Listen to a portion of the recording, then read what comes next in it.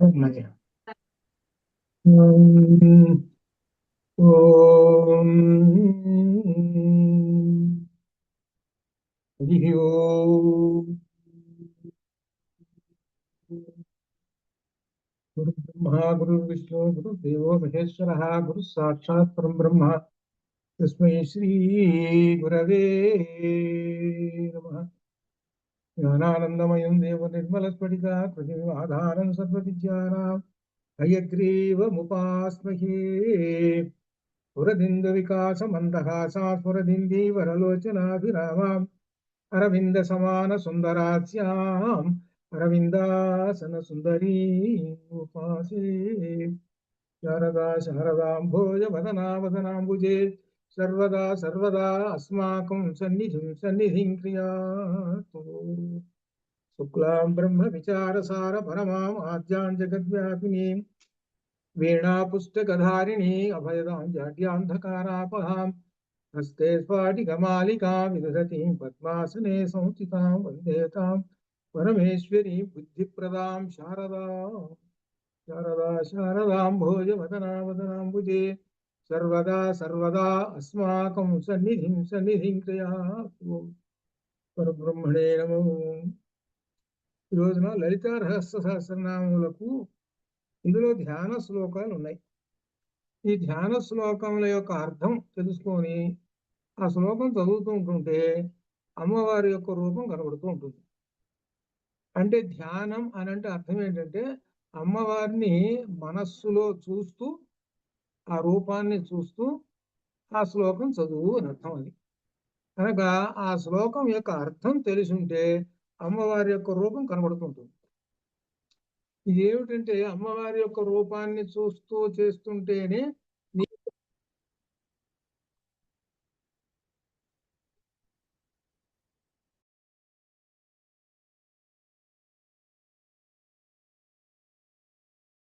అమ్మవారి యొక్క రూపం ఉంటుంది.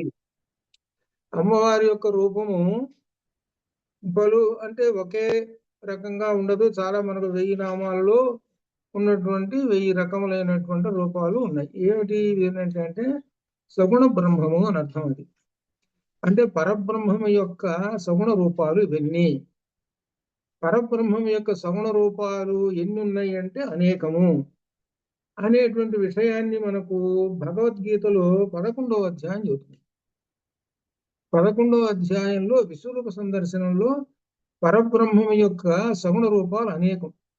అట్లనే ఇక్కడ కూడా అమ్మవారి యొక్క సగుణ రూపం, అమ్మవారన్నా ఇక్కడ పరబ్రహ్మం ఒకటే, అయితే స్త్రీలింగ శబ్దంతో ఉంటుంది అంతే. ఇక్కడ విశేషం ఏమిటంటే అమ్మవారి యొక్క రూపాన్ని చెబుతూ ఉన్నారు. అమ్మవారి యొక్క రూపాన్ని మనసులో ధ్యానం చేసుకుంటూ ఈ శ్లోకాలు చదువుము. అలా చదువుతుంటుంటే అమ్మవారి యందు నీ యొక్క మనస్సు లగ్నం అవటం వలన నీ మనస్సు పరిపరి విధాలుగా పోదు అని అర్థం. నీకు అర్థం ఏమీ తెలియదు, ఈ నామాల అర్థం తెలీదు, ధ్యాన శ్లోకాల అర్థాలు తెలియదు, ఏమీ తెలియదు అనుకుంటే ఏం చేస్తారంటే ఫిజికల్ గా భౌతికంగా చదువుకొని పోతుంటారు. అది భౌతికంగా చదువుకొని పోతుంటారు. అది ఈ భౌతికంగా చదువుకొని పోయినప్పుడు మనస్సు లగ్నం కాదు, అప్పుడు అర్థం తెలియకుండా. అందుకనే ఏం చెప్పారంటే వాగర్ధావివ సంపృక్తో వాగర్ధ ప్రతిపత్తయే జగత పితరో వందే పార్వతీ పరమేశ్వరం అని చెప్పారు. వాగర్ధములు రెండింటికి కూడా తెలుసుకుంటూ వాక్కు వెళుతుంటే దాని వెంట అర్థం కూడా వస్తుంటుంది. కనుక వెలుగు నీడల్లే వస్తుంటుంది. జలము అన్నాం అనుకో వెంటనే నీరు అనేటువంటిది దానికి తెలుస్తుంటుంది. అట్లా మనం చదువుతుంటే దాని యొక్క అర్థం కూడా తెలియాలి. అర్థం కూడా తెలిస్తేనే అప్పుడు మనం దాని యొక్క ఫలితం సిద్ధిస్తుంది, అది అర్థం. అందుకని మొట్టమొదటిగా చెప్పింది ఏమిటంటే అంగన్యాస కరన్యాసాలు బాలామంత్రంతో చేయండి. అలా చేసిన తర్వాత మీరు ధ్యాన శ్లోకాలు ఉన్నాయే, ఇవి ధ్యాన శ్లోకాలు చేయండి. ఈ ధ్యాన శ్లోకాలలో అమ్మవారి యొక్క రూపం ఉన్నది అని చెప్తున్నారు. ఈ అమ్మవారి యొక్క రూపము ఆయా సందర్భాలలో ఏ నామాలు కూడా దీనికి అనుసంధానం అవుతాయో కూడా చూడొచ్చు. అట్లా అనమాట. ఇక్కడ ఒక విశేషంగా చెబుతున్నారు. అమ్మవారు ఎలా ఉంటుంది వర్ణము అని అంటే అన్ని చోట్ల ఎరుపుదనంతో ఉంటుంది అని, సర్వారుణ అనేటువంటి నామంతో ఉంటుంది. ఇది ఒక అర్థం. అలా సర్వారుణ అనేటువంటి రామనామంతో ఉంటుంది. ఇక్కడ ఏమిటంటే దీనిలో విశేషంగా చెబుతున్నది మొట్టమొదటి ధ్యాన శ్లోకంలో సింధూరారుణ విగ్రహం త్రినయనం మాణిక్య మౌళి స్ఫురత్ తారానాయక శేఖరం స్మితముఖీం ఆపీన వక్షోరుహాం పాణిభ్యాం అళిపూర్ణరత్న చషకం రక్తోత్పలం బిభ్రతిం సౌమ్యాం రత్న ఘటస్థ రక్త చరణాన్ ధ్యాయేత్ పరాం అంబికాం. ఈ శ్లోకంలో ధ్యాయేత్ అనేటువంటి క్రియాపదం. క్రియాపదం ఎప్పుడైనా శ్లోకం అర్థం చేసుకునేటప్పుడు క్రియాపదం ఎక్కడుంది అనేది పట్టుకోవాలి. ఆ క్రియాపదం యొక్క అర్థం తెలియాలి. అర్థం తెలియకుండా క్రియాపదం యొక్క అర్థం కనుక తెలిస్తే సగం తెలిసినట్టే. ధ్యాయేత్ అంటే అర్థం ఏంటంటే ధ్యానించుము అని అర్థం. అది ఆ ధ్యానించు ఎలా అంటే ఎటువంటి అమ్మవారిని ధ్యానించాలి అని అంటే సింధూర అరుణ విగ్రహం. విగ్రహం అంటే అర్థం ఏమంటే శరీరము అని అర్థం. సహజంగా విగ్రహాలంటే ఈ రాతితోటి చేసినటువంటి విగ్రహాలని అనుకుంటారు. విగ్రహం అనే దానికి అర్థాలు చాలా ఉన్నాయి. ఇక్కడ శరీరము అని అర్థం అనమాట. అమ్మవారి యొక్క శరీరము సింధూర అరుణ. అరుణ అంటే అర్థం ఏంటంటే ఉదయించుతున్నటువంటి సూర్యుడు 6ంటికి ఉదయిస్తుంటే 6ంటికి సూర్యుడు ఎలా ఏ వర్ణంతో ఉంటాడో అటువంటి వర్ణము ఉన్నటువంటి అమ్మవారు, అది అర్థం. ఇప్పుడు ఎరుపు అనేటప్పటికీ ఎరుపులో పలు రకములైనటువంటి వర్ణాలు ఉన్నాయి. ఎరుపులో అన్ని ఎరుపే, కానీ 10 రకాలు చేయొచ్చు దాన్ని. అందుకని ఏం చెప్పారనమంటే ఏ ఎరుపు అని అంటే సూర్యుడు ఉదయిస్తున్నప్పుడు ఏ ఎర్రదనం ఉంటుందో అది, అంతే. ఆ ఎర్రదనంతో ఉన్నది సింధూర అరుణ విగ్రహం శరీరము. ఇంకా త్రినయనం. త్రి అంటే 3 నయనం. ఇంగ్లీష్లో కూడా 3, సంస్కృతంలో కూడా 3. మీకు ఒకసారి కూడా చెప్పాను ఏంటంటే ఈ సంస్కృతంలో ఉన్నటువంటి పదాలు చాలా కొన్ని ఇంగ్లీష్లో ఉంటాయి.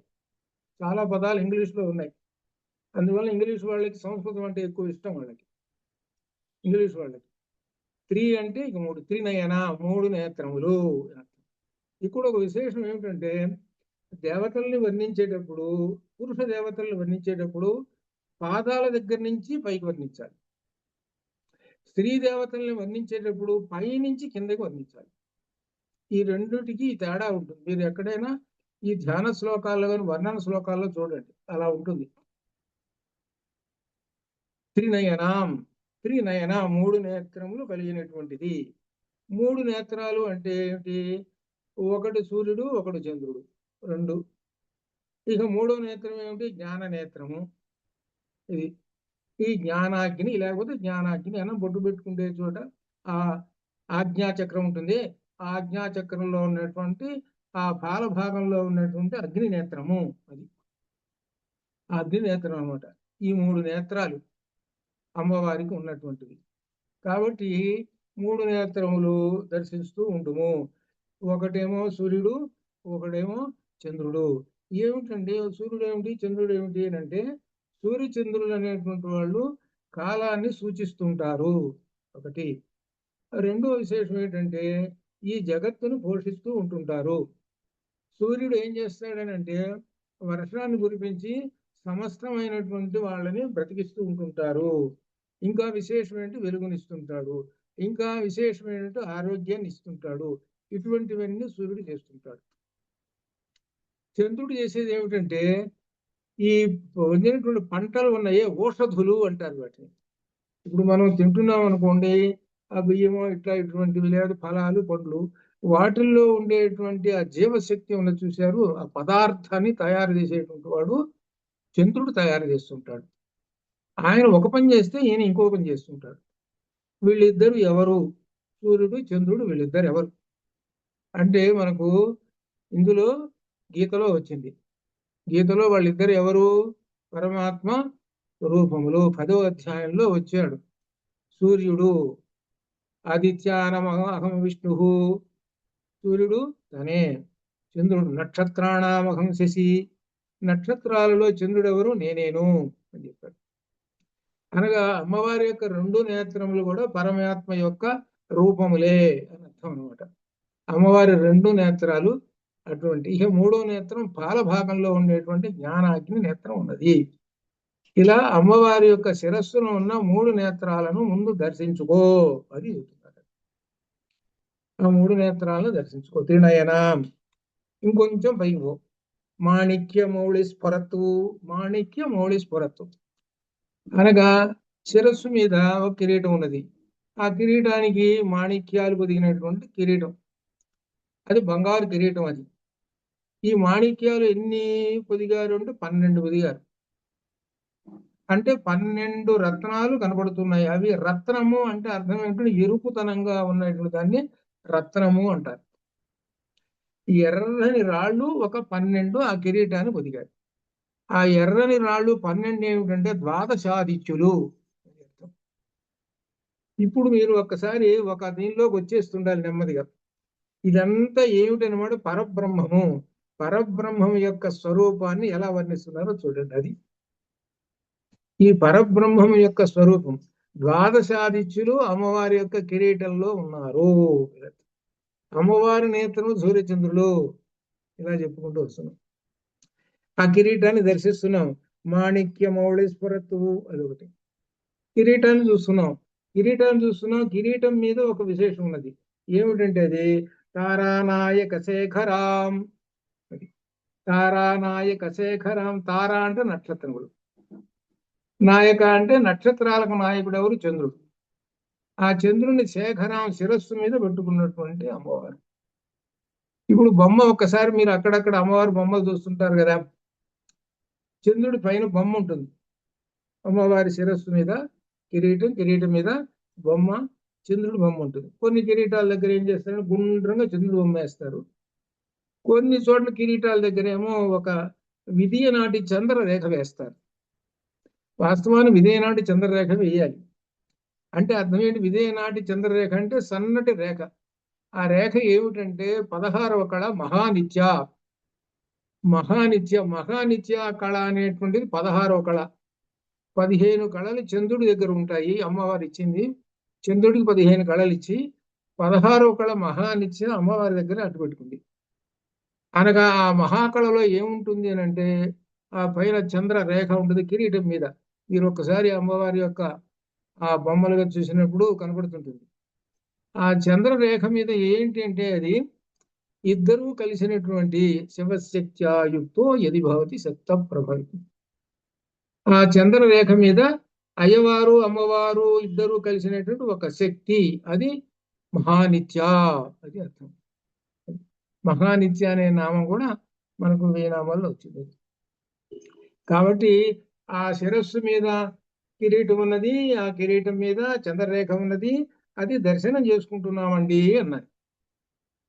అయిపోయింది. తర్వాత కొంచెం కిందకు వచ్చాడు. కిందకు వచ్చేసేటప్పుడు స్మితం అంటే చిరునవ్వు. ముఖము చిరునవ్వుతో ఉంటుంది అది అర్థం. అంటే ముఖము చిరునవ్వుతో ఉంటుంది అని అంటే ఎవరంటే కామాక్షి మాత. అనగా అర్థం ఏంటి? వచ్చినటువంటి భక్తులందరినీ, తాను దర్శిస్తున్న భక్తులందరినీ చిరునవ్వుతో వాళ్ళని ఆశీర్వదిస్తూ ఉంటుంది. అది ఈ చిరునవ్వు అనేటువంటిది ఏమిటంటే పూర్వజన్మ సుకృతం. అసలు దీనిలో ఒక విశేషం ఉంది. కొంతమందిని చూస్తుంటే వాళ్ళ ముఖాలు కానీ ఇవన్నీ చూస్తుంటుంటే మాట్లాడాలనిపిస్తుంటుంది. ఎందుకంటే కొంతమందిని చూస్తుంటే మాట్లాడాలనిపిస్తుంటుంది. వాళ్ళు కూడా చక్కగా మాట్లాడతారు. కొంతమందిని చూస్తాము ఏం రోజులు వచ్చి మనకెందుకు లేని ఉంటారు. వాళ్ళ ముఖమే అట్లా కనపడుతుంటుంది. క్వశ్చన్ మార్కుగా ఉంటుంది. కోపిష్టిగా కనపడుతుంటుంది. అది ఏమిటనమాట? దాన్ని వ్యతిరేకం చెబుతున్నది. ప్రసన్న ముఖంతో ఉన్నటువంటి వాళ్ళు ఈ విధంగా ఉంటారు. స్మిత ముఖీ, చిరునవ్వుతో ఉన్నటువంటి అమ్మవారి యొక్క ముఖము. చిరునవ్వు అనే దానికి అర్థం ఏంటి? సంస్కృతంలో ఒక శాస్త్రం చెప్పాడు చిరునవ్వు అనేటువంటి దానికి. ఈషత్ గండ వికసితై. ఈషత్ కొంచెం గండ స్థలములు కొంచెం 1 సెంటీమీటర్ అంతా కదులుతాయి. కళ్ళు కూడా చూపిస్తాయి. అలా ఉంటే అది స్మిత ముఖీం. అది అదనమాట. పెద్దగా నవ్వుతుంటుంటారు. అది కాదు లెక్క. అది కాబట్టి మీలో చాలా మంది కూడా అప్పుడప్పుడు స్మితముఖీం కనబడుతూ ఉంటుంటారు. అదే చంద్రుడికి కనబడుతూనే ఉన్నది కదా.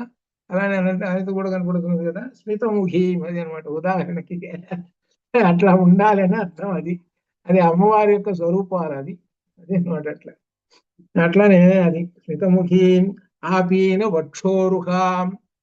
ఆపీన వక్షోరుహాం. ఇక్కడ వక్షోరుహాం అంటే వక్షస్థలములు. ఈ వక్షస్థలము రుహాం అంటే పుట్టినటువంటిది అని. ఎక్కడి నుంచి వక్ష. వక్ష అంటే వక్షస్థలము, రొమ్ములు. మనకి ఆ భాగములో వక్షోరుహములు అంటే కుజములు, ఈ స్థానములు. ఇక్కడ ఒక గొప్ప విశేషం ఒకటి ఉన్నది. ఏమిటంటే ఆపీన అని ఒక పదం ఉంది. పీన అనే దానికి వ్యతిరేకం ఆపీన. పీన అంటే సన్నని, చిన్న అని అర్థం. పీన, పీనగా ఉన్నాడు లేక పీలగా ఉన్నాడు, సన్నంగా అని అర్థం. అంటే చిన్న అని అర్థం. దానికి వ్యతిరేకం ఆపోజిట్ ఏంటి? పెద్ద అని అర్థం. అనగా వక్షోజములు పెద్దగా ఉన్నాయి అని అర్థం. ఏమిటి ఇలా అక్షోజములు పెద్దగా ఉన్నాయి అని అన్నారు? ఏమిటి ఇలా చెబుతున్నాడు కవి గారు అని అనిపిస్తుంది. వృక్షోజాలు పెద్దగా ఉన్నాయి అని అంటే ఏమిటంటే దీనిలో ఒక విశేషము ఏమర్థం చేసుకోవాలంటే, వక్షోజములు పిల్లవాడికి పాలు ఇచ్చేస్తాయి. అంటే పిల్లవాడికి వాడిని బతికించాలి అంటే వాడికి అన్నం పెట్టాలి. వాడికి అన్నం పెట్టాలనుకోండి, తల్లి దగ్గర పాలు ఉండాలిగా. తల్లి దగ్గర పాలు లేకపోతే అన్నం ఏం పడుతుంది? చిన్నప్పుడు ఏం చేయండి అనమాట, వాడికి తల్లి పాలే అన్నం వాడికి. సౌందర్యలహరిలో ఇద్దరు పిల్లలు, సౌందర్యలహరిలో తాత్పర్యం చెబుతున్నాను, ఆ శ్లోకం ఎంతమంది చెబుతారో చూడండి. సౌందర్యలహరి చదవాలి. ఇప్పుడు అదే విషయం వచ్చింది. సౌందర్యలహరిలో ఇద్దరు పిల్లలు, అమ్మవారికి ఇద్దరు పిల్లలు. ఎవరు? కుమారస్వామి, ఒకడేమో వినాయకుడు. వీళ్ళిద్దరూ చిన్న పిల్లలుగా చూపిస్తాడు బొమ్మలు అట్లా మన శ్లోకంలో కూడా. వాళ్ళిద్దరూ చెరొక స్తనం పట్టుకొని ఆ స్తనం తాగుతూ ఉంటుంటారు. ఆ స్తనం తాగుతూ ఉంటుంటారు అనమాట. ఆ స్తనం తాగుతూ ఉంటుంటే ఆ మధ్యలో గణపతి గణపతి అంటే అర్థం ఏంటి? ఏనుగు తలకాయ కదా. ఏనుగు తలకాయ ఏమిటంటే గుండ్రం కొండ పెద్దగా. ఈ తాగుతూ వీడు ఏం చేశాడు? అమ్మవారి స్థానాన్ని పట్టుకొని ఇట్లా అంటున్నాడు. ఇట్లా అంటూ, అరే ఏమిటి నా తలకాయనే అమ్మవారిది, మా అమ్మ తలకాయి అని అంటున్నాడు. అని అంటూ తాగుతూ వాడు ఆ నోటమ్మటి ఆ నురుసు కూడా వస్తున్నది. ఇది అక్కడ సౌందర్యలహరిలో. ఇది పైకి భౌతికంగా కనపడేటువంటిది. ఇది దానిలో జ్ఞానపరమైనటువంటి అర్థాలు ఉన్నాయి. ఏమిటంటే జ్ఞానపరమైనటువంటి అర్థాలు, అమ్మవారి యొక్క వక్షోజాలను చూస్తే ఏమిటనమాట, నీకు జ్ఞానపరమైనటువంటి జ్ఞాన సుధాధారలు అమ్మవారు నీకు ఇస్తుంది. ఎవరికి? వాళ్ళకి వినాయకుడికి ఇచ్చింది, అట్లా కుమారస్వామికి ఇచ్చింది. అమ్మవారి వక్షోజం అంత పెద్దవి. అంత పెద్దవి అంటే అర్థం ఏమిటి? ఒకరికా ఇద్దరికా ఇవ్వాల్సిందే. లక్షలు కోట్ల ప్రాణులు ఉన్నాయి, అందరికీ అన్నం పెట్టాలి. అన్నం పెట్టాలంటే ఒక పెద్ద నిండిపోయి ఉంటేనే కదా పెట్టేది. అది అర్థం. అమ్మవారి వక్షోజాలను దర్శనం చేసుకుంటున్నాడనంటే అమ్మవారి యొక్క సుధామృతము వాడికి వస్తుంది. ఆ పాలు అనేటువంటి జ్ఞాన సుధామృతము వస్తుంది అనుకున్నది. కాబట్టి అమ్మవారిని దర్శనం చేసుకుంటుంటారు. ఇది ఇందులో ఉన్నటువంటి ధ్వనిగర్భితమైనటువంటి అర్థము. ఆపీన వక్షోరుహాం పాణిభ్యాం అళిపూర్ణ రత్న చటకం. పాణిభ్యాం చేతులలో, అళిపూర్ణ రత్న చటకం. ఇక్కడ ఒక విశేషం చెబుతున్నారు. చషకం. ఈ చషకం అనేటువంటి పదానికి అర్థం ఏంటంటే, మద్యం తాగేటువంటి వాళ్ళకు ఒక కొలత ఉంటుంది. ఇది నేను చెప్పేటువంటిది ఎప్పుడంటే రాజుల కాలంలో ఉన్నటువంటి ఆ పదం అన్నమాట. ఇది ఎప్పుడో కదా వచ్చింది, ఒక కొలత. ఇప్పుడు మనం ఏమంటారంటే గిద్దెడు, మానడు, ఎట్టదో ఇట్లా గ్లాస్ ఇట్ట, అట్నే దాన్ని ఒక కొలత ఉంటుంది. అది ఆ కొలత దాన్ని దేనితోటి తయారు చేస్తారనంటే, మనం ఏంటంటే ఏదో బంగారు గ్లాసు, 2 గ్లాసులు అనుకుంటాం. కాదు, వాటితో తయారు చేయరు. ఏదో రాజులు తాగేటువంటి మద్యము దాంతో తయారు చేయరు, బంగారు గ్లాసులతో తయారు చేయరు. వాళ్ళు దేనితో తయారు చేస్తారంటే, అది ఖడ్గమృగం ఉంది. ఖడ్గమృగానికి కొమ్ము చూసాం మనం, కొమ్ము. ఆ కొమ్ముని నరుక్కొచ్చి దాన్ని చక్కగా గ్లాసుగా చేస్తారు. దాని మధ్యలో గుంట పెట్టేస్తారు. ఆ కొమ్ముకి గుంట పెట్టేసి దానిలో ఈ మద్యం పోస్తారు. ఈ మద్యం పోసి అది ఎంత కొలత ఇంత అని, ఇదిగో ఇన్ని ఇన్ని చటకాలు తగ్గాడు, ఇంత ఒక చటకమా 2 చటకాలా అనేటువంటిది అనమాట. దానిలో మద్యం పోస్తారు. మద్యం పోస్తే ఏంటంటే ఆ మద్యంలో విషం కనుక కలిపితే అప్పుడు ఆ పాత్ర ఉన్నదే, ఆ పాత్ర వెంటనే రంగు మారిపోతుంది. లోపల ఉండేటువంటి ఆ పాత్ర వలన ఈ మద్యం రంగు మారిపోతుంది. ఇప్పుడు అర్థమైందా? పూర్వకాలం ప్రాచీన కాలంలో రాజుల యొక్క జీవన విధానం ఎట్లా ఉండేదో తెలిసిన, క్షణ క్షణానికి కూడా, అంటే ఒక రకంగా రాణి గారిని కూడా నమ్మరు. రాణి గారు రాజుగారి దగ్గరికి పోవాలన్నా కానీ పర్మిషన్ ఉంటేనే రమ్మా అని అంటేనే, అట్లా ఉంటారు అనమాట. అంతటి ఎంతటి భయమో ఆ రాజ పదవి అనేటువంటిది. ఎక్కడ ఏం జరుగుతుందో ఏమో చెప్పరు, అట్లా ఉంటారు. దీన్ని ఏమంటారంటే చషకము అంటారు. అది అట్లా అనమాట. అటువంటి పాత్ర మధ్య పాత్ర అది అర్థం. చషకం అంటే మధ్య పాత్ర అది అర్థం అనమాట. ఈ మధ్య పాత్ర, ఆ మధ్య పాత్ర అమ్మవారి చేతుల్లో ఉన్నది. ఉంటే ఆ మధ్య పాత్ర ఉంటే ఆ పాత్ర మీదట తీయగా ఉంది కదా, ఆ పాత్ర మీద అప్పుడు ఏంటి అళి పూర్ణ, అళి అంటే తుమ్మిదలు వాలినీట. ఇప్పుడు తేనె ఉందనుకో, తేనె కానీ ఏదైనా మధుర పదార్థం ఉందనుకోండి, దమ్మ పరిగెత్తుకుంటూ వస్తాయి, అవి వచ్చి వాలుతుంటాయి. వాలి అవి తాగుతూ ఉంటుంటాయి. అది అర్థం. ఇది ఇది పైకి అర్థం. ఇది లోపల అర్థం ఏమిటి? అమ్మవారు చేతిలో ఉన్న మధ్య పాత్ర ఉన్నది. ఆ మధ్య పాత్ర ఉన్నది ఏమిటంటే జ్ఞాన మకరందము. ఇక్కడ అది అర్థం. మద్యం అంటే ఇప్పుడు కాలంలో మద్యం, అప్పుడు కాలంలో మద్యాలు అది కాదు. ఇక్కడ జ్ఞాన మకరందము అమ్మవారి చేతిలో ఉంది, అది అర్థం. అర్థం కాదా? అట్లా అనమాట. ఆ జ్ఞాన మకరందం ఉన్నది. ఆ జ్ఞాన మకరందం ఉన్నది కదా, ఈగలు వచ్చి వాళ్తున్నాయి. ఆ ఈగలు ఎవరు? వాళ్ళు జీవులు, మనం. అది అర్థం. ఆ జీవులు వాళ్తూ ఉన్నాయి అంటే ఆ జీవులు ఆస్వాదిస్తూ ఉన్నాయి అనమాట. అవి జ్ఞాన మకరందాన్ని, అది అర్థం అనమాట. పాణిభ్యామళిపూర్ణ రత్న చటకం అదొకటి. రక్తోత్పలం, రక్తోత్పలం బిభ్రతిం, రక్త ఉత్పలం ఎర్రనైనటువంటి కలువ. ఈ కలువ ఒక చేతితోటి ఉన్నది, ఇంకొక చేతిలోనేమో చటకం ఉన్నది. అట్లా ఈ విధంగా ఉన్నాయి ఆమెకి 2 చేతుల్లో. ఒక చేతిలోనేమో ఎర్ర కలువ ఉంది, ఒక చేతిలోనేమో ఆ చషకం ఉన్నది, మద్యం తాగేటువంటిది. అటువంటి రూపం.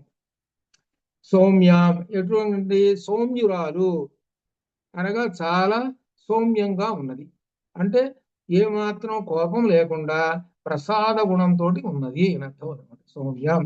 అటువంటి అమ్మవారు రత్న ఘటస్థ రక్త చరణం. అమ్మవారు తన యొక్క చరణం, ఆ పాదములను రత్న ఘటస్థ, రత్నములతో పొదిగినటువంటి ఘటస్థ. ఘటం అంటే ఒక పాత్ర, ఒక కుండ లాంటిది, ఒక పాత్ర. మన గిన్నెలా ఇట్లా అన్నమాట, పాత్ర లాంటిది. అది గుండ్రంగా ఒక ఉండేటువంటిది. దానికి రత్నాలు పొదిగినటువంటి పాత్ర అది. ఆ పాత్రలో అమ్మవారు రక్త చరణం, తన యొక్క రక్త ఎర్రనైనటువంటి చరణం పాదములను ఉంచినది. అటువంటి అమ్మవారు ఎవరంటే పరాం అంబికాం. పరాం అంటే పరమాత్మ స్వరూపురాలైనటువంటి అంబికాం. పార్వతీదేవి అనండి, భవానీ అనండి, పేరేదైనా సరే. కాబట్టి అమ్మవారిని దర్శనం చేసుకున్నప్పుడు ఈ చదువుతూ ఉన్నాం అనుకోండి, సింధూరారణ విగ్రహం ఎర్రగా కనబడుతున్నది, 3 కళ్ళు కనబడుతున్నాయి. ఇంతటి అర్థం ఉందా అమ్మవారి యొక్క? ఇది అమ్మవారి చేతిలో కలువ ఉన్నది, ఒక చేతిలో చషకం ఉన్నది. ఈవెన్ ఆ చషకంలో మద్యం ఉన్నది, అది దేనితో చేసింది. ఆ మద్యం మీద ఈగలు వాగుతున్నాయి. ఈగలు ఎవరు? మనమే. ఇది దీని యొక్క అర్థం. ఇది దీని యొక్క నేను చెప్పి 2వ శ్లోకంలోకి వస్తున్నాడు. అరుణాం కరుణాతరంగిత అక్షీంధృత వాసాంకుశ పుష్పమాణ చాపాం అణిమాదిపురావృతాం మయూభై అహమిత్యే విభావయే భవానీ. అమ్మవారిని ఇక్కడ భవానీ అనే పేరుతో అంటున్నాడు. పై శ్లోకంలో అంబికాం అన్నాడు. పేరు ఏదైనా సరే, అమ్మవారికి అనేక పేర్లు ఉన్నాయి కాబట్టి. కరుణాతరంగితాక్షి, అమ్మవారి యొక్క నేత్రములు కరుణా స్వభావురాలు, అనగా అమ్మవారి చూపులన్నీ దయారసముతోటి కూర్చుని ఉన్నటువంటివి. ఇదంతా ఏమిటంటే కామాక్షి అమ్మవారు. కంచి కామాక్షి అమ్మవారు అనమాట. కంచి కామాక్షి అమ్మవారే లలితా పరమేశ్వరి. మనకు దీనిలో మూకపంచతులు ఆర్య శతకంలో మొట్టమొదట వచ్చేది అది ఇదనమాట. కరుణాతరంగిత ఠీం, ఎర్రనైనటువంటిది అమ్మవారు. పైన చెప్పాడు ఎర్రగా ఉంటుంది, కళ్ళల్లో అంతా దయారసము. ఇంకా అటువంటి అమ్మవారు ధరించింది ధృత, ధరించింది చేతులలో. ఏమిటి చేతుల్లో ధరించింది ఏమిటినంటే పాశ, అంకుశ, పుష్ప, బాణ, చాపాం. అంటే 4 చేతుల్లో 4 విధములైనటువంటివి ధరించింది. 4 చేతుల్లో ఒక చేతిలో ఏమో ఏమిటంటే పాశము, ఇంకో చేతిలో అంకుశం, ఇంకో చేతిలో పుష్పబాణాల, తర్వాత ధనుస్సు. ఇట్లా ఇక్కడ ఒక విచిత్రంగా ఉంటుంది. అమ్మవారు లలితా పరమేశ్వరి ఇవి ఏమన్నా అసలు రాక్షసుని చంపుతాయా? మిగిలిన దుర్గామాత చేతిలో గొడ్డళ్ళు, కత్తులు, కఠారులు భయంకరంగా ఉంటాయి. కాళికాదేవి చేతిలో భయంకరంగా ఉంటాయి. ఇంకా విష్ణుమూర్తి చేతిలో చూస్తాడు, శంఖం అంటాడు, చక్రం అంటాడు, అవి పట్టుకుంటాడు, ధనుసు పట్టుకుంటాడు, నేను చంపుతాను అంటాడు ఆయన. శివుడి చేతిలో చూస్తామంటే త్రిశూలం పట్టుకొని వస్తాడు, నేను చంపుతాను అంటాడు. అంటే వీళ్ళందరూ ఏమిటి, యుద్ధాలు మేము చేస్తాం, మేమందరం ఏంటి యుద్ధాలు చేస్తాం, అదిగో మా దగ్గర ఆయుధాలు ఉన్నాయి.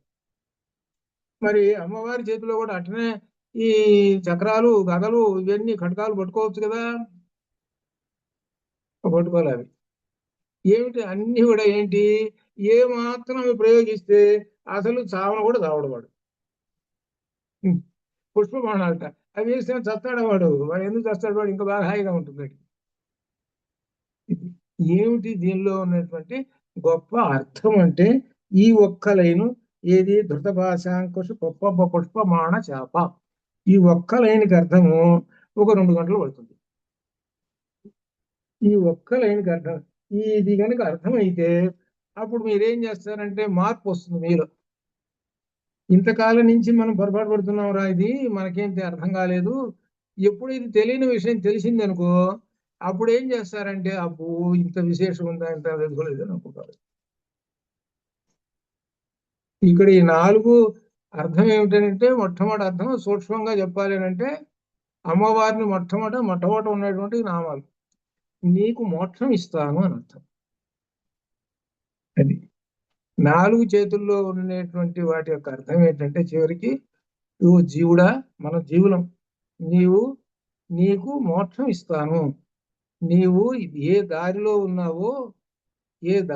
ఉన్నావో భండాసురుడు నిన్ను పట్టాడు, కాబట్టి భండాసురుడి నుంచి బయటికి లాగేసేసి నిన్ను సన్మార్గం వైపు, శ్రేయో మార్గం వైపు నడిపి నిన్ను నాలో లీనం చేసుకుంటాను అని అర్థము ఈ ఒక్క లైన్కి. ఈ ఒక్క లైన్ 4 సూత్రములు, 4 మంత్రాలు అన్నమాట. ఈ 4 మంత్రాలు గొప్ప విశేషమైనటువంటివి.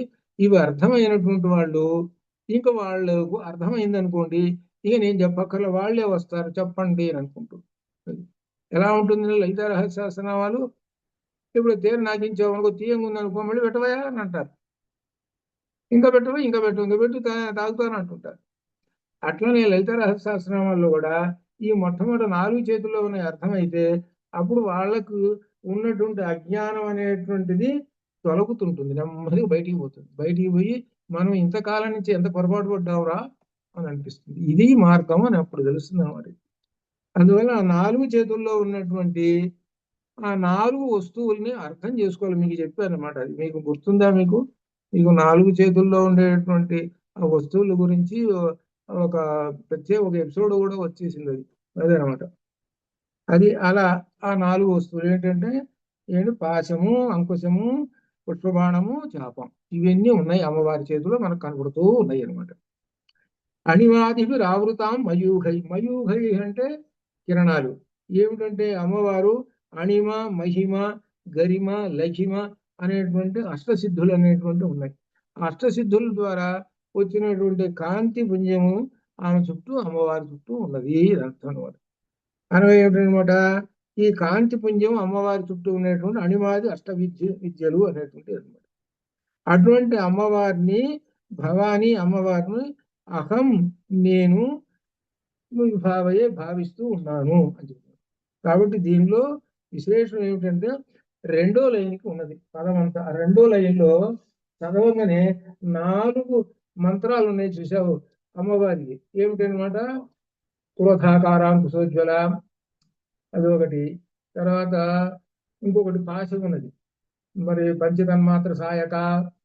ఇవున్నాయే 4 నామాలు గుర్తు రావాలి.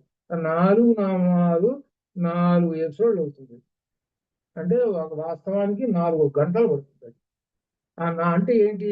ఈ లలిత రహస్యాస్త్రముల యొక్క జిస్ట్ అంతా అమ్మవారి 4 చేతులు. అది అర్థం. అమ్మవారి 4 చేతులు అనమాట. అట్లా అనమాట అది అని అది అర్థం చేసుకుంటే అప్పుడు సరే. అట్లానే ఇక మూడవది చెబుతున్నారు.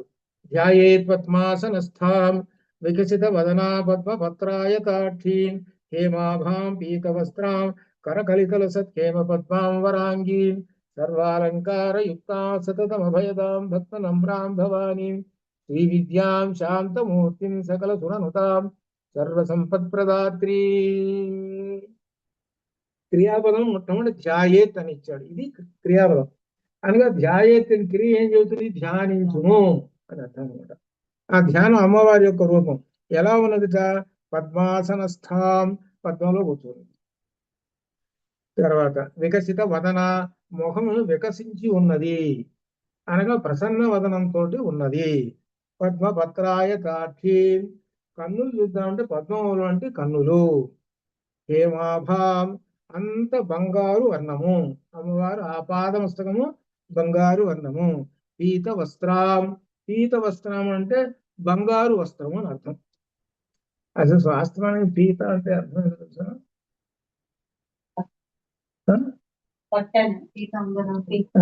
ఏంటంటే ఈ పట్టు పీతాంబరాలు తయారు చేయాలనుకోండి, ఒక పురుగుని పెంచుతారు. ఆ పురుగుని పెంచితే అది గొంగళి పురుగులాగా ఆ కాయ కట్టేసిస్తుంది. కట్టేసిన తర్వాత ఏం చేస్తారంటే దాన్ని పీత అంటారు. దాన్ని తీసుకొచ్చి వేడి నీళ్ళలో వేసేస్తారు. లోపల ఉంటుంది పురుగు. వేడి నీళ్ళు వేసి చస్తుంది. చచ్చిన తర్వాత నెమ్మదిగా ఆ పట్టు కాయ ఉంది కదా, ఆ పట్టు కాయలోంచి దారం తీస్తారు. అంటే దీనికి మూలం ఎక్కడ వస్తుందంటే పీత. అది పీత అనమాట. ఆ పురుగు పీత. మల్బరీ ఆకులతో పెంచుతారు కదా గురుగారు? మల్బరీ ఆకులతో పెంచేవాళ్ళు. మల్బరీ ఆకులు వాటికి తిండి. మన గొంగళి పురుగు లక్షణం మల్బరీ ఆకులు చెట్టు. ప్రత్యేకంగా ఇది పరిశ్రమ, పట్టు పరిశ్రమ. అదేనమాట. ఎందుకంటే అర్థం ప్రతి దానికి అర్థం అనమాట. అది అనమాట. పీత వస్త్రం, బంగారు వస్త్రం. కరకలిత లసత్ హేమ పద్మాం వరాంగి. కరకలిత లసత్ ఏమిటంటే చేతిలో హేమ పద్మాం. హేమ అంటే బంగారం అయినటువంటి పద్మాలు ఉన్నాయి. ఇంకోటి వరాంగి, వర అంగి. వర అంటే శ్రేష్టమైనటువంటి, అంగీయం అంటే అంగములు. అనగా మనకు శరీరానికి అవయవాలు కాళ్ళు చేతులు ఇట్లా ఈ విధంగా ఉన్నాయి కదా. మనకు ఇందులో సుందరకాండలో వస్తుంది. సుందరకాండలో హనుమ రామాయణంలో అదనమాట, మన రామచంద్రమూర్తి యొక్క శరీరాన్ని వర్ణిస్తూ కాళ్ళు చేతులు శిరస్సు కళ్ళు అన్ని అవయవాలు అన్ని వర్ణిస్తాడు. అవన్నీ ఏమిటని ఇలా ఉండాలి అనేటువంటి ఒక శాస్త్రం. అలా ఉంటే వరాంగి, అలా ఉంటే అనమాట. అనగా అనే అర్థం ఏమిటి? కాళ్ళు ఇట్లా ఉండాలి, చేతులు ఇంత కొడుకు ఉండాలి అనే ఒక లెక్క ఉన్నది దాని శాస్త్రంలో. అలా ఉంటే వరాంగి. వరాంగి. తర్వాత సర్వాలంకార యుక్తాం, సర్వ అలంకార యుక్తాం. అలంకారాలు అలంకారాలు మొత్తం 48 ఉన్నాయి అని మనకు శాస్త్రం. అంటే ఇప్పుడు మనం రకరకాలు ఏదో వంకీలు ఈ విధంగా, గాజులు ఈ విధంగా కొన్ని వేసుకుంటున్నాం కదా. కానీ శాస్త్రం ప్రకారంగా 48 రకాలు చెప్పారు. ఇది బంగారు ఆభరణాలు. ఆ 48 రకాలు వాటిని అమ్మవారు ధరించినటువంటిది. సర్వాలంకార యుక్తాం. తర్వాత సతతం అభయదాం. సతతం ఎల్లప్పుడు కూడా అభయదాం. భయానికి వ్యతిరేకం అభయం. అంటే నీవు భయం లేకుండా ఉండుగాక నేనున్నాను అని అర్థం. అభయముద్ర అనమాట. అభయదాం భక్త నమ్రాం. భక్తులు అందరూ వంగి నమస్కరిస్తున్నారు ఎవరికి? భవాని. అట్లా ఉంది అమ్మవారు. శ్రీ విద్యాం. ఇది విశేషం. ఎవరు అమ్మవారి యొక్క స్వరూపం అంటే శ్రీ విద్య ఇవాళ చదువుతున్నటువంటి ఎపిసోడ్ అది. ఇప్పుడు ఈ 3 నామాలు వచ్చేది కూడా ఎపిసోడ్ అదే. ఇవాళ ఏంటి మొట్టమొదట నామం శ్రీమద్భవకూటైక స్వరూపు ముఖ పంకజ కంఠాకటి పర్యంత మధ్యకూట స్వరూపిణి శక్తి కూటైక తాపనాకట్య ధోభాగధారిణి. ఈ 3 నామముల యొక్క సారము శ్రీ విద్యా మంత్రము, అదే బాలా మంత్రము. అది మొదలైంది, ఒక్క నామమే అయింది ఒక్క ఎపిసోడ్లోనే. అదనమాట ఏమిటంటే శ్రీ విద్యాం, అమ్మవారి యొక్క స్వరూపం అంతా కూడా శ్రీ విద్యా మంత్రము. శ్రీ విద్యా మంత్రంలో 3 భాగాలు ఉంటాయి. 3 భాగాలు ఏమిటంటే, ఒకటి శిరస్సు, రెండోది కంఠం దగ్గర నుంచి కటి వరకు, మూడోది కటి దగ్గర నుంచి పాదాల దాకా. ఈ 3 పాదాలు కలిపితే ఏకము, ఒక శరీరము. ఆ శరీరం ఏమిటో శ్రీ విద్యా మంత్రం. ఆ శ్రీ విద్యా మంత్రానికి ఎన్ని అక్షరాలు? 15 అక్షరాలు, 15 బీజాక్షరాలు. అయితే ఆ 15 బీజాక్షరాలని ఉపాసన చేయాలి అని అంటే గురువు గారి దగ్గర నేర్చుకోవాలి. గురువు గారు తొందరగా ఇవ్వడు. ఎందుకంటే ఇవ్వండి, వీళ్ళకి అక్కడ ఏదో అంటారు చూసా, పాదు గట్టిగా ఉందా లేదా మొక్క నిలబడటానికి అనేటువంటిది గురువు గారికి తెలుస్తుంది అన్నమాట. వీళ్ళకి ఎంత మాత్రం శక్తి ఉంది అని అది తెలుసుకొని ఇస్తాడు. అయితే దానికి ముందు ఉన్నటువంటి శ్రీ విద్యా మంత్రానికి ముందు ఉన్నటువంటి మంత్రం బాలా మంత్రం. అందుకని మొట్టమొదటి బాలా మంత్రం ఇస్తాడు. బాలా మంత్రం ఇచ్చిన తర్వాత బాలా మంత్రానికి 3 బీజాక్షరాలు. ఈ 3 బీజాక్షరాలను ఎక్స్పాండ్ చేస్తే, వివరణ చేస్తే శ్రీ విద్యా మంత్రం అవుతుంది. అందుకని బాలా మంత్రం ఇస్తాడు. ఇచ్చిన తర్వాత శ్రీ విద్యా మంత్రం పంచదశి ఇస్తాడు. పంచదశి అని అంటే 15. అదే శ్రీ సూక్తం. పంచదశి శ్రీ సూక్తం. పంచదశి ఇస్తాడు. పంచదశి ఇచ్చిన తర్వాత షోడశి ఇస్తాడు. అప్పుడు 3 అవుతాయి. ఈ 3 ఏమిటన్నమాట? పాదుకాంతం అంటారు. ఇది ఈ 3 మంత్రాలని పట్టుకున్నటువంటి వాళ్ళకి, ఇప్పుడు మనం అంటాను చూశారు, రామచంద్రమూర్తి దగ్గర బ్రహ్మాస్త్రం ఉందండి, దానిలో గొప్ప అంతే. మన దగ్గర బ్రహ్మాస్త్రం ఉంది అని దాని యొక్క అర్థం. మరి బ్రహ్మాస్త్రాన్ని పట్టుకోవాలంటే శక్తి కూడా ఉండాలి. శక్తి లేకపోతే బ్రహ్మాస్త్రం నిలబడదు. కాబట్టి ఆ శక్తితో సంపాదించిన బ్రహ్మాస్త్రాన్ని పట్టుకుంటే తిరుగులేదు. అది ఇంకొక రహస్యం, మీకు ఒక్కళ్ళకే చెబుతున్నాను, అందరికీ చెప్పరు. మీరు చెప్పారండి రహస్యం, వాళ్ళు నమ్మరు. ఎందుకంటే ఏదో కొద్ది గొప్ప ఎవరంటే ఆశాను లలిత, వాళ్ళ సీనియర్స్. మీరందరూ కొత్త వాళ్ళు, నాకు తెలియదు. వాళ్ళిద్దరు సీనియర్స్. వాళ్ళకి ఇద్దరు కొంత విన్నారు కాబట్టి చెప్తున్నాను. ఏమిటంటే ఆ జ్ఞానపరమైనటువంటి జ్యోతి లోపల ప్రవేశిస్తే అత్యంత విశేషమైనది ఏంటంటే, వాడు ఎప్పుడు 70 ఏళ్ళు బతకాలి, లేకపోతే 80 ఏళ్ళు బతకాలనుకోండి. దాని ప్రకారం దాని ప్రకారంగా 5 ఏళ్ళు 10 ఏళ్ళు ఎక్స్ట్రా బతుకుతారు. అంటే ఎక్స్ట్రా బతికినంత కాలం కూడా ఆరోగ్యంగా బతుకుతారు. అది ఎక్కడ ఉంటుందంటే శంకర విజయంలో వస్తుంది. అంటే వాళ్ళకి అంత జ్ఞానపరమైనటువంటి ఆలోచన, జ్ఞానపరంగా ఉంటారు. అటువంటి వాళ్ళకి రోగాలు, రుసులు ఇవన్నీ ఉండవు. ప్రమాదాలు ఇవన్నీ ఏమి వస్తాయి. వాక్కులు కూడా బ్రహ్మాండంగా వస్తాయి. లోపల అంత పవర్ ఉంటుంది, అంత శక్తి. కరెంట్ కనుక ఉంటేనే కదా మిషన్ నడిచేది. అదేనమాట. అది జ్ఞానం లోపల కనుక ప్రవేశిస్తే కొద్దీ క్రమక్రమంగా మార్పు వస్తుంటుంది. శరీరంలో మార్పు, తర్వాత జీవన విధానంలో మార్పు. అలానే శ్రీమద్వాగ్భవకూటైక స్వరూప బధపంకజ అన్నది. అప్పుడు నోటిలోంచి వచ్చేటువంటి మాటలు కూడా ఎలా వస్తాయంటే భిన్నంగా ఉంటాయి. అంటే ఒక్క మాట కూడా అపమార్గమైన ఒక మాట రాదు, అంత గొప్పగా ఉంటుంది. అంటే వినేవాళ్ళు కూడా ఏం చేస్తారంటే, వాళ్ళకు కూడా అబ్బో ఇంత విశేషమా అని వాళ్ళు కూడా చంపలేసుకుంటారు. పొరపాటు అంతటి శక్తి వస్తుంది. అది ఆ లలితలో ఇప్పుడు జరుగుతున్న ఎపిసోడ్ అదే. అట్లా అనమాట. కాబట్టి అట్లానే ఇక్కడ శ్రీ విద్యాం అంటే అది. వీళ్ళందరూ కూడా శ్రీ విద్యా మంత్రాలు, మన టీవీలో వచ్చేటువంటి వాళ్ళు ఉన్నారే వాళ్ళందరూ కూడా విద్యా మంత్రోపాసకులు. మంత్రోపాసకులు అయితేనే ఇది చెప్తారులే, చెప్పలేదు ఎవరు చెప్పలేదు. విద్యా మంత్రోపాసకులు అయితేనే చెప్తారు, ఎవరు చెప్పలేదు. ఎందుకంటే అది అంతటి అత్యంత శక్తివంతుడు. దానితోడు ఏంటంటే పాండిత్యం అనేటువంటిది ఉండాలి. అది దీనితోటి కలిసి వాళ్ళు చెప్తారు. అందుకని శ్రీ విద్యాం దాన్ని కొద్ది గొప్ప మనం నెమ్మదిగా పట్టుకుంటే అది అమ్మవారు మనల్ని ఒకసారి మనం పట్టుకుంటే అమ్మవారు తాను మొత్తం పట్టుకొని తీసుకుపోతూనే ఉంటుంది.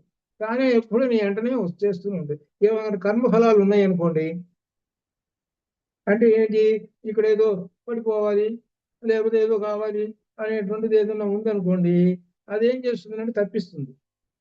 మనకు అనిపిస్తుంది అమ్మో జాగ్రత్తగా ఉన్నాం కాబట్టి సరిపోయింది, లేకపోతేనా మనకు వచ్చి బుద్ధేసేది రోయి అని అనుకుంటాం. అంటే అమ్మవారు తెప్పించింది. అది ఒక్కోసారి మనం బాగానే పోతుంది, మన కారు వాడొచ్చి గుద్దుతాడు, మనం బాగానే ఉంటే వాడు. అంటే ఏమిటనమాట, వీడి కర్మఫలం వీడు అనుభవించి, వీడు సరిగ్గానే ఉన్నా వీడు అనుకుంటాడు నేను బాగానే ఉన్నాడు కదా అని అనుకుంటాడు. అట్లా ఉంటుంది అనమాట అది. అందుకని విద్యా మంత్రాన్ని పట్టుకుంటే అమ్మవారు సదా రక్షిస్తూ ఉంటుంటుంది. అది అన్నమాట. శ్రీ విద్యా శాంతమూర్తిం, శాంతమూర్తిం, శాంతము. 9 రసాలలో 9వ రసము శాంతరసం. 9వ రసం శాంతరసం. ఈ 8 రసాలు ఎవరి దగ్గర ఉంటాయి? మన దగ్గర ఉంటాయి. దీనిలో సౌందర్యలహరిలో కూడా వచ్చింది. నా పుస్తకం కనుక ఉంటే చూసి తెలుస్తుంది. 8 రసాలు మన దగ్గర ఉంటాయి, 9వ రసం మాత్రమే మన దగ్గర ఉండదు. ఈ 9వ రసం ఏమిటి? శాంతము. శాంతం అనేటువంటి రసం పరబ్రహ్మ రసం. అది ఆ రసంలో, శాంతంలో ఎటువంటి త్రిగుణములు ఉండవు. ఇది బాగా గుర్తుపెట్టుకోండి. శాంత రసంలో త్రిగుణములు ఉండవు, శుద్ధ సత్వగుణము ఉంటుంది. మిగిలిన గుణాలు 8లో త్రిగుణాలు ఉంటాయి. ఈ త్రిగుణాలు ఉండేటప్పటికే వీడు 8 రసాలతోటి గందరగోళం పడుతుంటాడు వీడు. ఈ 8 రసాలు, ఈ 8 రసాలు కూడా ఎవరు? అమ్మవారే ప్రసాదించేది. 8 రసాలు అమ్మవారి, 9 రసాలు అమ్మవారివే. కానీ 8 రసాలు ఎవడో ఈ జీవుడికి పట్టుంటాయి. వీడు పట్టుకున్నాడు వీడు 8 రసాలు. అందుకని 8 రసాల్లో ఉంటుంది వీటిరా. ఈ 8 రసాలు దాటి పైకి రారా, 9వ రసం పైన ఉన్నది బ్రహ్మరంధ్రంలో. ఎవరు? పరబ్రహ్మ రసము. అక్కడికి రారా నీకు తెలుస్తుంది. శుద్ధ సత్వగుణము. అది ఏది? శాంతమూర్తి. ఎటువంటి ఉద్వేగాలు లేకుండా, ఉద్వేగాలు ఎటువంటివి లేకుండా అటువంటి ఉన్నటువంటి మూర్తి, రూపము, ఆకారము, ఇది అర్థం. అటువంటి అమ్మవారు శాంతమూర్తి. అది సకల సుర నుతాం. సకల సుర, సకల అంటే సమస్తమైన, సుర అంటే దేవతలు. దేవతలు నుతాం నమస్కరిస్తున్నారు. దేవతలందరూ నమస్కరిస్తున్నారు. ఇక్కడ దేవతలందరూ నమస్కరిస్తున్నారంటే అనుకుంటారు ఏంటంటే మన సినిమాలు చుట్టూ విన్న అలవాటు కదా, కిరీటాలు పెట్టుకుని వస్తుంటారు వాళ్ళు. అది కానీ వాళ్ళు కాదు. అది పైకి కథగా చెప్పుకోవడానికి అంతే, కానీ అసలు అది కాదు. ఎక్కడున్నారు మరి సకల సురనుతాం అని అంటే మనలోనే ఉన్నారు. మీకు చెప్పాను కూడా, మీకు ఇదే గుర్తుంది కదా. మనలోనే ఇద్దరు కూర్చున్నారు. దేవతలు కూర్చున్నారు, రాక్షసులు కూర్చున్నారు. రాక్షసుడు మనలోనే ఉన్నాడు, దేవత మనలోనే ఉన్నాడు. వీళ్ళిద్దరు ఫైటింగ్ చేసుకుంటారు ఎప్పుడు. అదే పురాణాలు. చండీ సప్తశతి కూడా అదే. చండీ సప్తశతి చెప్పేది అదే మనకి. మనలోనే ఉన్నారే ఇద్దరు, ఒకడు దేవతలు, ఇంకోటి రాక్షసులు. వీళ్ళిద్దరు ఎప్పుడు కొట్టుకుంటుంటారు. ఏమిటి? మా యొక్క గొప్పతనం ఉండాలి, మేము పరిపాలించాలి అని రాక్షసులు. దేవతలు మేము పరిపాలించాలి అని దేవతలు. ఏమిటి పరిపాలించేది? అది ఈ శరీరాన్ని, మన శరీరాన్ని, మన శరీరాన్ని పరిపాలించాలని. ఎట్లా పరిపాలిస్తావా నువ్వు అని అంటేట, వీళ్ళట దేవతలట ఈ రాక్షసులట ఏం చేస్తారు తెలుసిన? వీడికి ఉన్నాయి కదా ఇంద్రియాలు, 5 ఒకటి 6, 5 జ్ఞానేంద్రియాలు, 1 మనస్సు. వాటిని క్యాప్చర్ చేస్తారట. అంటే వాళ్ళు వశం చేసేసుకుంటారు, పట్టేస్తారు ఇంద్రియాలని. ఆ తర్వాత కర్మేంద్రియాలు అయితేనే వాటిని పట్టేసుకుంటారు. ఇంకెక్కడికి పోతాడు వీడు? మేము ఈ 11ని జయించేసాం అనగా మనకు ఈ 11 ఇంద్రియాలలో రాక్షసులు వచ్చి కూర్చున్నారు. అంటే అర్థమైందా? ఇప్పుడు మీకు అందరికీ అర్థమవుతుంది. కానీ పాపం వీళ్ళకి అర్థం కాలేదు. మనకి 11 ఇంద్రియాల్లో రాక్షసులు వచ్చి కూర్చుంటారు. ఈ రాక్షసులు వచ్చి కూర్చుండేటప్పటికి ఉదాహరణకి, ఏమమ్మా ఎక్కడికి పోతున్నావు? ఆ ధ్యాన శ్లోకాలకి అర్థం చెబుతున్నారట, అర్థం చెబుతున్నారు తెలుసుకోవడానికి వెళుతున్నాను అని అన్నది. సరే ఇంకొక ఆమె ఉన్నది, సరే సరే తెలుసుకోలే, నాకు ఇప్పుడు టీవీ సీరియల్ వస్తున్నదిలే, టీవీ సీరియల్ పోతుంది చూడాలి అని. ఈమెకి తెలుసు టీవీ సీరియల్ వస్తుందని సంగతి, కానీ అది కాదు కావాల్సిన, రాక్షసుడు వాడు, వాడు జడగొట్టేవాడు. కాబట్టి బాబుని అంటే అర్థం ఏమిటి? శాశ్వతమైనటువంటిది ఏమిటి అంటే పరమాత్మ తత్వజ్ఞానం. దేని మీద ఉద్దేశం ఉంది చూడండి. అవతల ఆమెనేమో రాక్షసుడు ఆవహించింది, యువతల అనేటువంటి ఆమెనేమో దేవత ఆవహించాడు. కాబట్టి గెలిచింది ఎవరు? దేవత గెలిచాడు, రాక్షసులు ఓడిపోయినారు. ఇప్పుడు ఒకటే మేము మండి గుర్తు, మనం మంచి పనులు చేస్తున్నామంటే దేవతలు గెలిచారు. ఈ మంచి పనులు చేయడానికి ఏమైనా అడ్డంకులు వచ్చినాయి అని చెడగొట్టి ఇవన్నీ మనం వెనక్కి పోయినామనుకో, రాక్షసులు గెలిచారు. ఇదే ముందు జనరల్ గా అర్థం చేసుకోవాల్సింది. ఇదంతా ఎక్కడున్నారంటే మన శరీరంలోనే ఉన్నారు వాళ్ళు. ఇదే మనకు వేదంలో చెప్పారు. మనకు బృహదారణ్యోపనిషత్తులో కూడా వస్తుంది, దానిలో కూడా వస్తుంది అనమాట. దేవతలు రాక్షసులు ఎక్కడో లేరయ్యా, మనలోనే ఉన్నారు అని చెబుతున్నారు. అది ఎట్లా అనమాట. శాంత సకల సుర నుతాం, సమస్త దేవతలందరూ కూడా మన శరీరంలో ఉన్న దేవతలు. అందుకనే దీనిలో చెప్పారనమాట. ఏంటో భండాసురుడు సంహరించిన తర్వాత అమ్మవారిని బ్రహ్మోపేంద్ర మహేంద్రాది దేవ సంస్థ వైభవ అన్నారు. అనగా ఏంటనమాట, ఎప్పుడైతే భండాసురుడు పోయినాడో ఈ దేవతలందరూ అమ్మవారి దగ్గర పోయినాడు. అమ్మ మేము చెప్పినట్టు కోరినట్టుగా రాక్షసులు చంపేసేసావు అని. ఎవరు? బ్రహ్మోపేంద్ర, బ్రహ్మ ఉపేంద్ర, ఇంద్రుడు, బ్రహ్మదేవుడు, ఇంద్రుడు, ఇంకా ఎంతమంది దేవతలు, వీళ్ళందరూ గుట్ట అందరూ అమ్మవారి దగ్గర పోయి స్తుతులు చేస్తూ ఉన్నారట. మరి ఎక్కడున్నారు వీళ్ళందరూ అంటే మన శరీరంలో ఉన్నారు. బ్రహ్మ గ్రంథి విభేదిని, విష్ణు గ్రంథి విభేదిని, రుద్ర గ్రంథి విభేదిని, వాళ్ళే దేవతలు. అంటే మనలో ఆ ముగ్గురు దేవతలు ఉన్నారు, సమస్త దేవతలు అందరూ. అంటే మహారాజు గారు సీట్లో కూర్చున్నాడు అనుకోండి, మొత్తం సేనాపతి అమాత్యులు అందరూ సభలో ఉంటారే, అది మన శరీరం. మహారాజు గారు లేడనుకోండి, సీట్లో లేడనుకోండి, ఒకడు ఉంటాడా? ఒకడు ఉండడు, ఎవరు ఉండరు.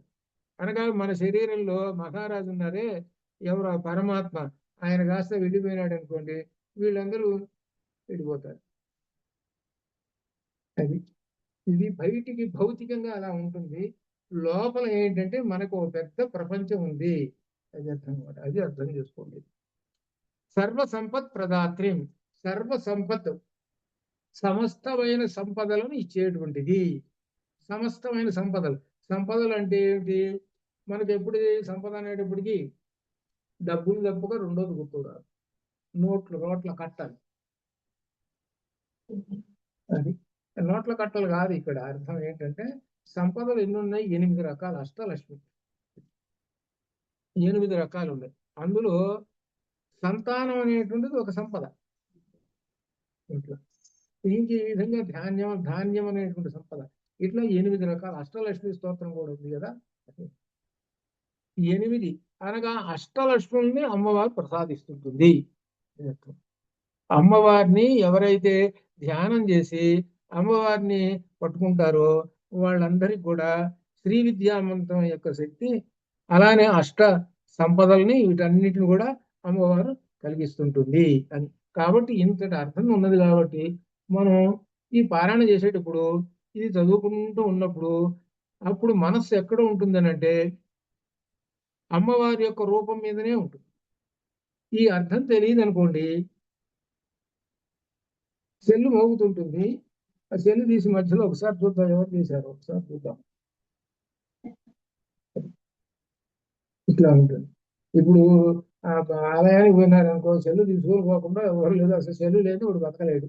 ఇప్పుడు సెల్లు లేదు అసలు బతకలేడు, అందుకని ఏంటంటే సెల్లు తీసుకొని పోతాడు. అది అందుకని ఆలయాల్లో పోయినా ఇదంతా. అందుకని ఆలయానికి పోయినా కానీ సెల్లు ఉంటే శుభ్రంగా కట్టేసేసి దాన్ని తీయకుండా అంత కార్యక్రమం అయిపోయిందో బయటికి తీయాలి. మనస్సు ఏంటంటే అడుగుతుంది. మన సెల్ అంటే అర్థం ఏంటంటే జగత్ ప్రపంచము, ఇహ ప్రపంచము అని అర్థం. అది ఇహ ప్రపంచంలో మనం ఎల్లప్పుడూ తిరుగుతున్నాము. ఇది భౌతికంగా మన చేతిలో ఉంటుంది, ఇంత ఉంటుంది, ప్యాకెట్కి సరిపోయేది. అది ఆ ప్యాకెట్ జగత్ ప్రపంచం మొత్తాన్ని చూపిస్తుంది. అందువలన ఆ ప్రపంచంలో మునగాలి అని అంటే కొంత క్రమశిక్షణ పెట్టుకోవాలి. లేకపోతే ఎప్పుడు ఉందనుకో అది గోల్ చేస్తూనే ఉంటుంది. అప్పుడు మన మనసు అటు ఇటు ఆగుతుంది. అదే అందుకని అనమాట. అందువలన మనస్సుని క్రమశిక్షణ, అందుకనే ఏం చెప్పారంటే భగవద్గీతలో యుక్తాహార విహారస్య యుక్త చేష్టస్య కర్మసు, యుక్త చేష్టస్య కర్మసు. అర్థమైందా? యుక్త చేష్టస్య కర్మసు, యుక్త చేష్టస్య తగినటువంటి మంచి కర్మసు, కర్మల యందు నీ బుద్ధి ఉంచుము. అది రెండోది అనమాట. మొట్టమొదటిదేమో యుక్తాహారం. నీ యొక్క బుద్ధి ఎప్పుడు చూసినా సరే సత్కర్మల యందు ఆలోచనతో ఉండవయ్యా అని చెబుతున్నారు. గీతలో చెప్పింది అది. అట్లా అనమాట. అట్లా ఈ విధంగా ఉండు అని చెబుతున్నారు అనమాట. ఈ విధంగా చెప్పిన తర్వాత చివరి నాలుగోది సకుంకుమ విలేపనం ఉందా మీ పుస్తకంలో? అది కూడా సకుంకుమ విలేపనాం అళిక చుంబి కస్తూరికాం సమంద హసితేక్షణాం సశరచాప పాశాంకుశాం అశేష జన మోహినీం అరుణమాల్య భూషోజ్వలాం జపా కుసుమ భాసురాం జప విధౌ స్మరేత్ అంబికాం. అంబికాం అమ్మవారు అనగా అంబికాం అంటే పార్వతీదేవి. పేరు ఏవైనా చెప్పుకోవచ్చు, అమ్మవారి యొక్క పేర్లలో చెప్పుకోవచ్చు అనమాట. దీనిలో సకుంకుమ విలేపనం, కుంకుమ ఎలా ఉంటుంది? ఎర్రగా ఉంటుంది. అంటే కుంకుమతోటి శరీరం అంతా పూసినటువంటిది, అనగా ఎర్రగా ఉన్నది అని చెప్పడానికి అమ్మవారు కుంకుమతో అంతా శరీరం అంతా పూశారా అమ్మవారికి కుంకుమ అని చెబుతున్నాడు. కుంకుమ ఎర్రగా ఉంటుంది అదనమాట. అలానే అళిక చుంబి కస్తూరిక, అళిక చుంబి కస్తూరిక అంటే అళికం అంటే ఇది కాలభాగం. కాలభాగం దగ్గర కస్తూరి బొట్టు పెట్టుకున్నాం. ఇక్కడ కస్తూరి బొట్టు అని అంటే కస్తూరి మృగం నుంచి తీసినటువంటిది, అది వాసనతోటి ఉంటుంది. ఈ కస్తూరి మృగం గురించి కొంచెం తెలిస్తే అప్పుడు అర్థం అవుతుంది అనమాట. అది అది కస్తూరి మృగం. అది అట్లా అళుకచుంది కస్తూరిక సమంద హసితేక్షణ. మంద హసితం అంటే చిరునవ్వుతోటి ఉన్నటువంటి కళ్ళు. కొంతమందిని చూస్తుంటే కళ్ళు అమ్మో భయంకరంగా ఉంటాయి, పెద్ద కళ్ళే, కానీ ఎలా ఉండేవి అంటే ఆ కళ్ళతో చూస్తుంటే అమ్మో వీడి బుడిద చేసేటట్టున్నాడు రా ఈ కళ్ళతోటి అని చూసాం. కొంతమందిని చూసాం అన్ని పెద్దవి బాగానే ఉన్నాయి, కానీ అమ్మో భగవంతుడా బాబు నీ యొక్క చూపు పడగా చచ్చాడేవాడు అనిపిస్తుంది. కొంతమంది కళ్ళు పెద్దవే ఉంటాయి, పద్మములు ఉంటే నేత్రములు చూడముచ్చుడుగా ఉంటాయి. ఈ రెండిట్లో తేడా చూసుకోండి ఎంత ఉండదు అది. అందువలన ఇక్కడ అదే చెబుతున్నాడు. అమ్మవారి యొక్క విశేషం ఏమిటంటే సమంద హసితేక్ష ఈక్షణం, కళ్ళు.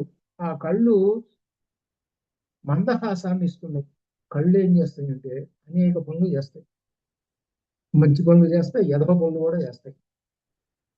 చేతులు ఉంటాయి అనుకో, ఈ పనులు చేయడానికి చేతులు ఉంటాయి, చేతులు కాళ్ళు. కళ్ళు ఉంటాయి అనుకో, అది ఎదవ పని కూడా చేస్తుంటుంది. ఈ ఎదవ పని చేస్తే తనులు తింటాడు, వీడు తనులు తినేది.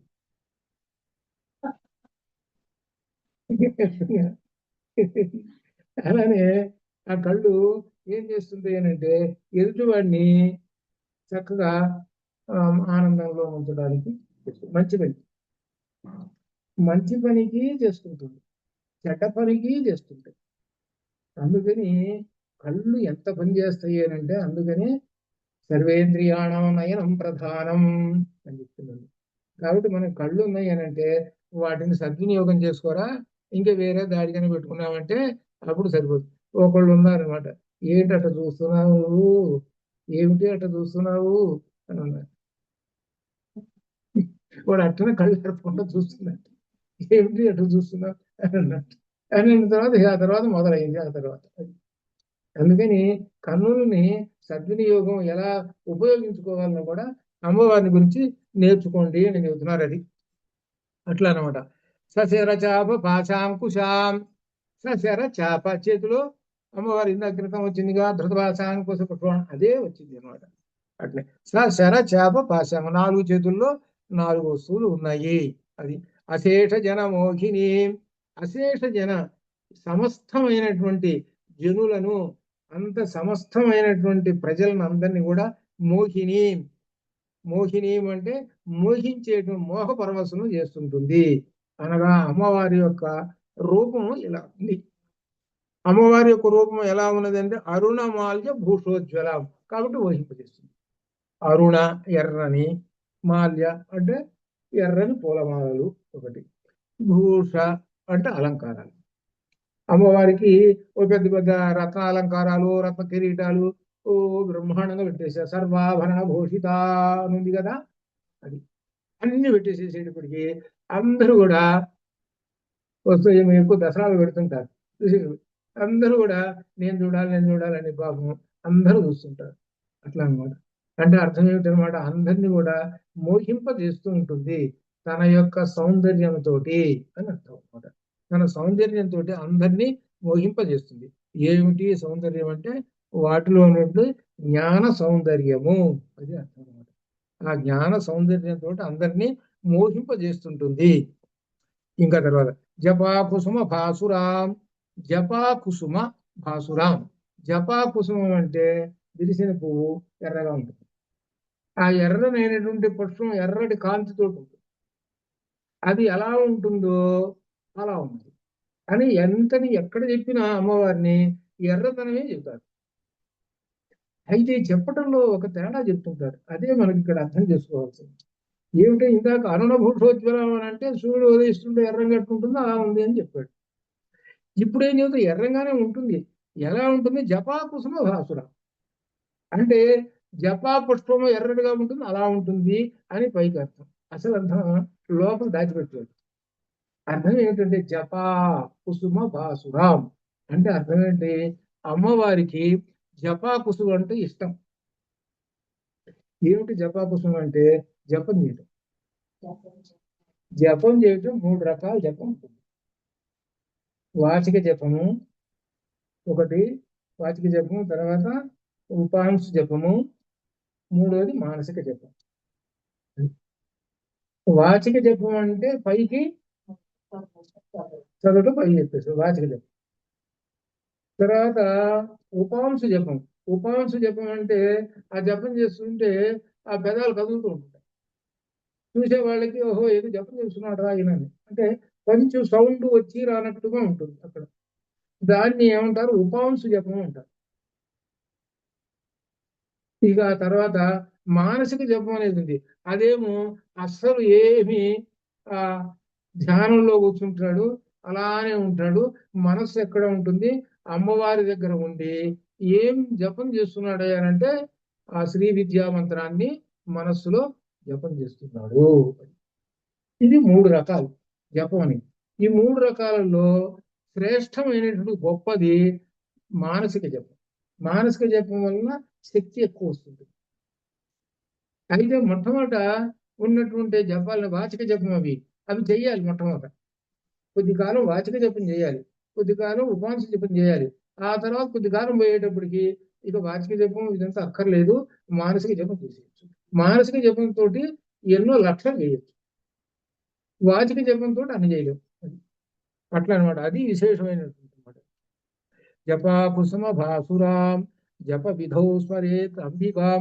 జప విధౌ, జపములు చేసేటువంటి విధానము ఇప్పుడు చెప్పుకున్నాం అదనమాట. ఇలా ఉంటుంది 3 విధాలుగా అని అనమాట చెబుతూ, అటువంటి అంబికాం అమ్మవారిని స్మరేత్ ధ్యానిస్తూ స్మరిస్తూ ఉన్నాను. ఇక్కడ పెట్టాడు, ఇక్కడ క్రియాపదం ఇక్కడ పెట్టారు స్మరేత్. మిగిలిన వాటికేమో క్రియాపదం మొట్టమొదటి పెట్టి ఇక్కడ చివరిలో పెట్టారు స్మరేత్, స్మరించుతున్నాను. కాబట్టి ఈ అర్థాలని ఒకసారి మరలా మీరు గుర్తు తెచ్చుకోవాలి. అయితే మీ అదృష్టం ఏంటంటే ఇవాళ వీళ్ళకి చెప్తున్నా, వీళ్ళు రికార్డు చేస్తారు. రికార్డ్ అయిపోయింది, ఆ రికార్డు వస్తుంది అనమాట. ఆ రికార్డు ఒకసారి పంపిస్తాను, ఇవాళ పంపిస్తాను. మన బాలాజీ ఉన్నారు మనకి ఇక్కడ లీడర్ ఇక్కడ అనమాట. అయితే అదనమాట పంపిస్తాను. అది మీ అందరు కూడా 1-2 సార్లు వల్ల ఈ పుస్తకం దగ్గర పెట్టుకొని చేయించడం అది అట్లా. కాబట్టి శుభం భయాత్. ఇట్లనే దీనిలో ఉన్నటువంటి ముఖ్యమైనటువంటివి మొట్టమొదటి 4 నామాలు చూడండి. ఏమిటంటే ధృతపాశాంకుశ పుష్పబాణ చాపం. ఇది కనీసం అన్న అర్థమైతే వాళ్ళకి అజ్ఞానం అనేటువంటిది నెమ్మదిగా బయటికి పోతూ ఉంటుంది, అడుగు బయటికి వేస్తూ ఉంటుంది.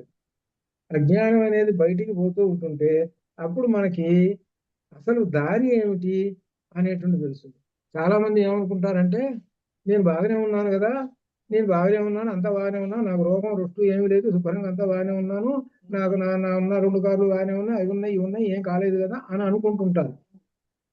బాగానే ఉన్నాం కదా అని సరే అనుకుంటారు. కానీ అటువంటి వాళ్ళందరూ కూడా ఈ జ్ఞానపరమైన తెలుసుకుంటే ఎంత పోగొట్టుకున్నారో తెలుస్తుంది. తెలియదు వాళ్ళకి.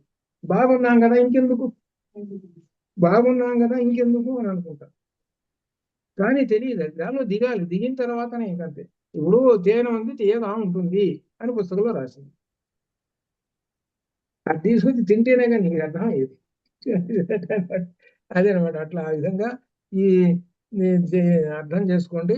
అట్లే శ్రీ సూక్తం మీకు ఎప్పుడు ఏమిటో సంగతి ఆలోచన చేసుకొని అట్లా ఏ రోజు కుదురుతుందో ఆ రోజు ఇట్లనే కొద్దిమంది కనుక అయితే ఇక్కడే, ఎక్కువ మంది అయితే అక్కడ, అట్లా అనమాట. అట్లా అందువల్ల చేస్తాం. అంతవరకు ఓం శుభం భూయాత్. ఓం పూర్ణమద పూర్ణమిదం పూర్ణాత్ పూర్ణముదచ్యతే పూర్ణస్య పూర్ణమాదాయ పూర్ణమేవావశిష్యతే. అసతో మా సద్గమయ తమసో మా జ్యోతిర్గమయ మృత్యోర్మా మృతంగమయ. ఓం శాంతి శాంతి. ఓం భూయాత్.